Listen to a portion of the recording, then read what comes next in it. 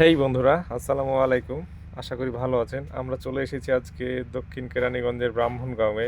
এখানে এসেছি বারবিকিউ খাওয়ার জন্য। সচরাচর আমরা তো কোরাল, তারিয়াল, টুনা, রূপচাঁদা এগুলোর বারবিকিউ খাই, কিন্তু আজকে এসেছি এখানে তেলাপিয়ার বারবিকিউ খেতে। দেখা যাক তেলাপিয়া আসলে কেমনটা লাগে খেতে।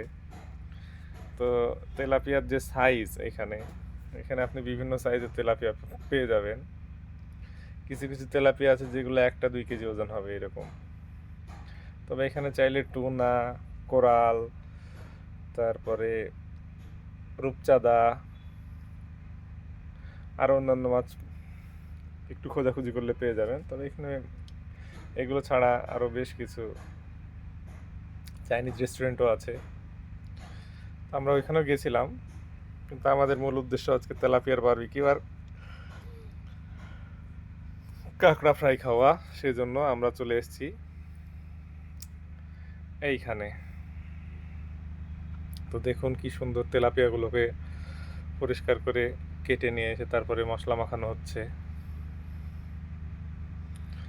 মশলা মাখানো হয়ে গেলে এটাকে সুন্দরভাবে কয়লার আগুনে বারবিকিউ করা হবে।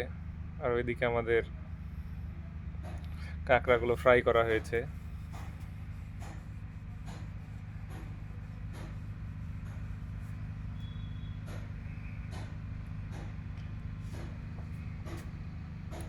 দেখুন কি সুন্দর ম্যারিনেট করা হচ্ছে মশলাগুলো দিয়ে। এটা হচ্ছে তাদের স্পেশাল মশলা।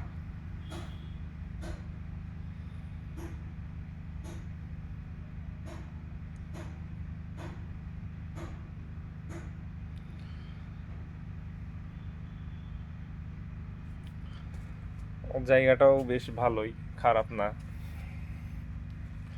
চাইলে সন্ধ্যার পরে গিয়ে ঘুরে আসতে পারেন।